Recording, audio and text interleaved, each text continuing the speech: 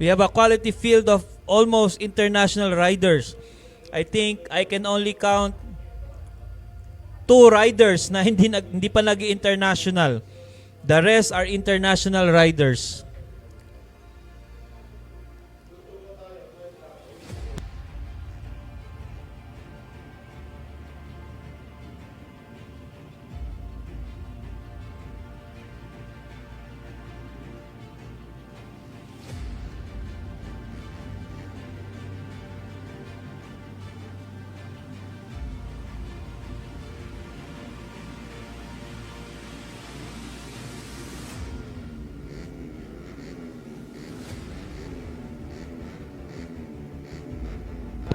Here we go for the warm-up lap.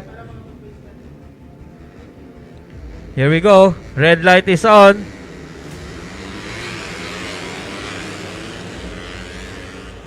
Good start from our pole sitter, Timothy Rojas, who managed to get the whole side, but immediately behind him is Kerwin Chang. Ayan na po, on the outside agad. Kinukuha agad ni Kerwin Chang. And Masato also. Kerwin Chang managed to take the lead before the second corner. And dyan din si Masato. Nasa gitna na agad. This is just 2 corners pa lang ng race po. Nandun na rin si Jacob Sablaya. Bumapatong na rin. For the first time, will not be an all-sniper parade. We have a lone Honda rider battling it out with the sea of Yamaha riders. This is Jacob Sablaya. We missed him during his injury. Pero ngayon, pinaparamdam ni Jacob na nakabalik na siya. Ayan na po, he's holding a strong fourth, chasing Timothy Rojas, our pole position rider. At hindi po sila lumalay. Here comes Masato Fernando, sumisilip na agad sa inside ni Kerwin Chang. Wala pa po tayong 1 lap, mga kaibigan. Wow, Kerwin Chang in the lead so far to finish this first lap. Here we go. It's Kerwin Chang, Masato Fernando, Timothy Rojas, Jacob Sablaya, and then it's Russell Harrego, EJ Sobretodo, Mitchell Ngo, and Zane Doblauda. 8 riders. I count 8 riders with only 2 riders, not international riders pa. What I mean I think they will be international in a few years time. Here we go. Kerwin Chang, nakatutok na. Oh no, it's Timothy Rojas of DLW Racing managed to overtake Masato Fernando of Dodge Garage 4S1M for second position. At nakatutok pa rin po si Jacob Sablaya of Motoflash Honda Racing, ang ating AP250 International Rider, dicing it with our ARRC UB150 riders. Ayan po, and of course, Timothy Rojas for sure next year, if not this year, will taste international racing. Here we go. Tight hairpin. Before the chicane. Dikit-dikit na po. Wala ka pong mapipili sa 4 na to this early of the race. Pero there you go. Timothy Rojas on the inside of Kerwin Chang. But Kerwin Chang, who just raced in Taiwan last weekend, managed to take the Philippines to 3rd place. Pero ayan na po sa loob. Mukhang nabigla sila ni Masato. Masato took the lead in just 1 move. Took 2 positions and is now back in the lead. Masato Fernando from Timothy Rojas. Kerwin Chang moved back to 3rd place and within striking distance na siya ni Jacob Sablaya. Pero ang ating 5th and 6th place rider, Harlego and Sobretodo, hindi na iiwan, no? Out of 8 riders, our top 6, dikit-dikit pa rin po. Dikit-dikit pa rin po ang ating top 6 riders out of 8 riders. Meanwhile, our Asia Blue Crew riders, Doblada and Ngo, magkadikit din sila and not far away. Ito po ang GP class. Kahit po sabihin yung konti sila, dikit-dikit pa rin po lahat. This is already 2 laps down and going into their 3rd lap. So the battle for first between Kerwin Chang and Timothy Rojas. Let's see.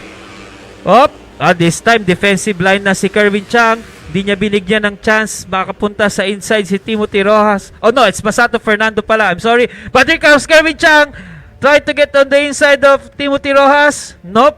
Siyempre, break sila dyan kasi if you don't break there, magra-run wide and it will cost you more positions pagkaliwaan nila uli.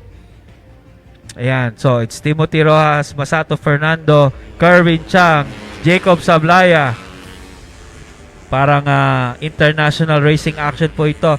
Wow, we are impressed with Jacob Sablaya after how many months of injury and missing so many super limited underbone races, no? I think this is only the second weekend na inire-race niya ang kanyang Honda underbone, ang Winner X. But look at him now. Nasa taas na uli. Wow. Tingnan natin. We just 3 laps. 9 laps to go pa po. Malayo pa po ang karera. Marami pa po mangyayari.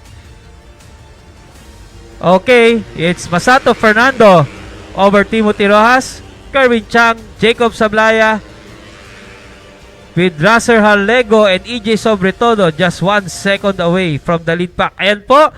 Uy, nagtry na naman si Timothy Rojas going to that tricky turn 2. Yung turn 2 po kasi you can go on the inside, but if you try to go on the outside and you brake late, matataboy ka po sa labas and you will lose more positions. That's why the overtaking move has to be done way ahead of the braking point. There you go. Si Kerwin Chang lumapit na uli kay Timothy Rojas. Pero nandiyan pa rin po si Jacob Sablaya. Tingnan natin. Ayan po, he's trying to get, mukhang tutukan na si Jacob, trying to go into the top 3. Wow, grabe. Dikit-dikit ang ating top 5. Kasi ayan po, sa likod ni Jacob, nandyan pa rin po si Racer Harlego.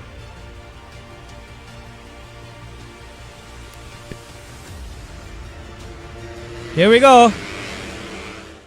7 laps to go. It's still Masato Fernando, Timothy Rojas, Kerwin Chang, Jacob Sablaya, Racer Harlego, and EJ Sobretodo.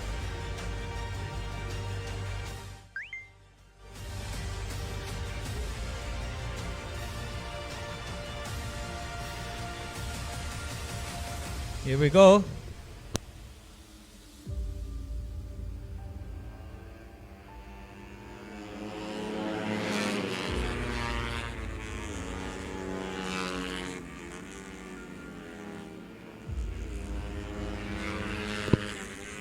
Wow! Let's see if we were able to catch it sa slow-mo, but Timothy Rojas managed to take the lead. Nawala si Masato, nabagsak uli siya now down to 3rd place.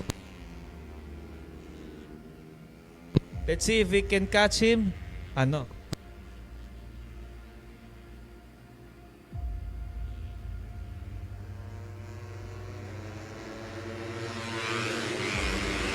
Okay, so it's Timothy Rojas from Kerwin Chang, Masato Fernando, Jacob Sablaya, our pole position rider now firmly in the lead. Tignan natin kung lalayo siya from the other international racers. So you have DLW Racing leading 3 international riders from 3 teams, from Spec V, from Dodge Garage, and from Motoflash Honda Racing.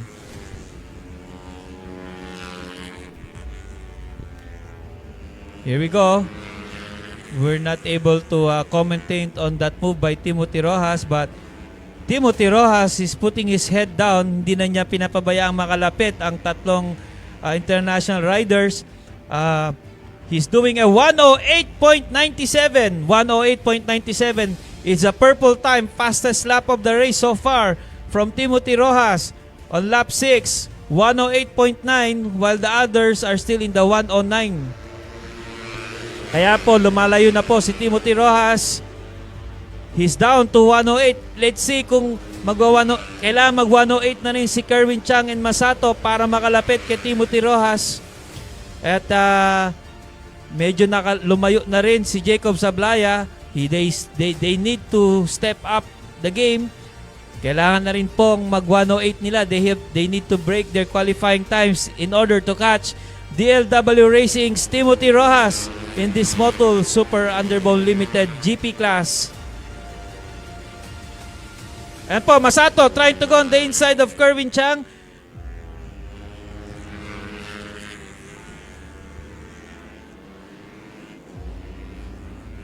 With 5 laps to go. Still 5 laps to go. Ah, mukhang comfortable si Timothy Rojas. Sunod-sunod po na 108 ang kanyang ginawa. So far, Kerwin Chang nearly 109.08 na si Kerwin Chang. Nearly in the 108. But kulang pa. Umaalagwa pa rin si Timothy Rojas of DLW Racing. Lumalayo pa rin. Looks like that the two teams could not react sa 108 ni Masato Fernando. Nag 108.9 na. But is it too late? 4 laps to go. They need to do 108 sunod-sunod para makalapit uli kay Timothy Rojas. So mukhang timely yung pagpokpok ni Timothy. I think the two riders were caught off guard. Hindi nila nasabayan si Timothy nung nasa harap si Timothy.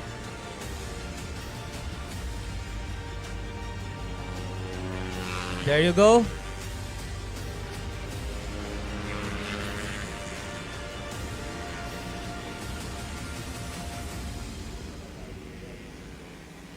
So Timothy Rojas, medyo lumalapit na uli si Jacob Sablaya kay Kerwin Chang. Let's see the battle for third. Let's look at the lap time of Jacob Sablaya. Jacob Sablaya 109.3 na rin. Malapit na rin mag 108 si Jacob Sablaya. That's why nandyan na uli nakatutok siya for the fight for last podium of position. Tignan po natin kung makakapasok si Jacob Sablaya sa podium. The first Honda podium of the year in the Super Limited Underbone class. Can he do it? Let's see. He has 3 laps to go. He has 3 laps to catch either Kerwin or Masato to secure that first podium for Honda in the Super Limited Underbone. The first podium for 2024 in this class.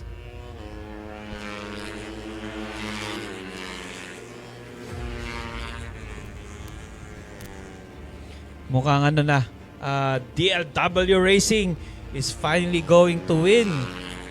3 laps to go. Barring any mechanical problems, mukhang Rojas is on his way to win his first GP race against a complete cast. Only Jay Ingito is absent from our international riders in this field. That Timothy Rojas and DLW Racing is now leading with as he crosses the finish line with 2 laps to go. Kerwin Chang 108.8 na uli si Kerwin Chang. 2 laps to go. So it's Rojas, Fernando, Chang, Sablaya, while Harlego and Sobretodo I think has stabilized in 5th and 6th position. New lap record for the race for Masato Fernando, 108.73. Masato Fernando, who's in second place, managed to do the fastest lap so far of the race. Purple time of 108.73. So Masato Fernando with 2 laps to go now, putting the high gear. Let's see. Tignan natin. Wag lang magbagal si Timothy, but Timothy is still in the 108.873 na match niya si Masato Fernando.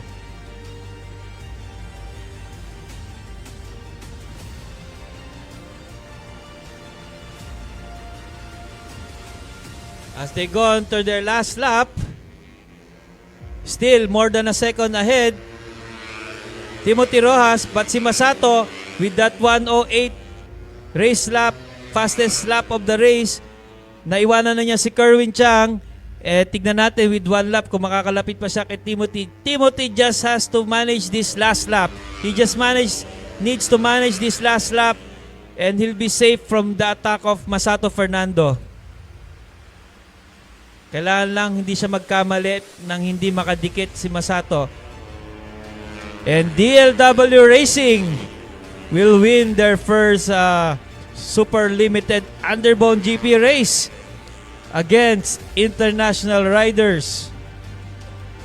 Timothy Rojas defeating all the expert riders. Timothy Rojas is your intermediate rider here, one of 5 intermediate riders. But he will win this GP class. Mukhang pang IRGP na tong makinang inilabas ni DLW. Looking behind, you are safe. Here we go. Timothy Rojas of DLW Racing, your winner in the Moto Limited Super Underbone GP class. Whoa!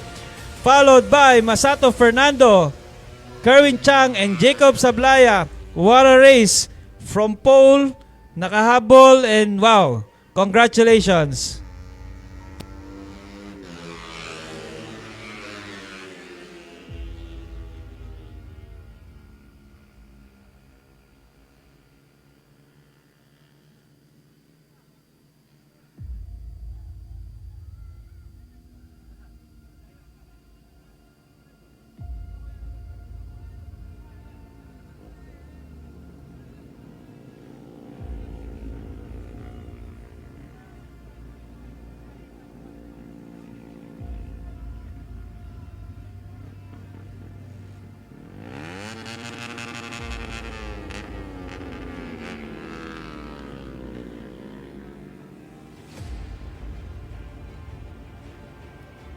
Okay, provisional result.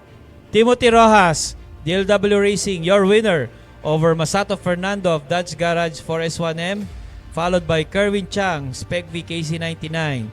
Fourth, what a good return of Jacob Sablaya in fourth position, nearly podium, Motoflash, Honda Racing. Fifth, Russell J. Harlego. Sixth, Ian J. Sobretodo.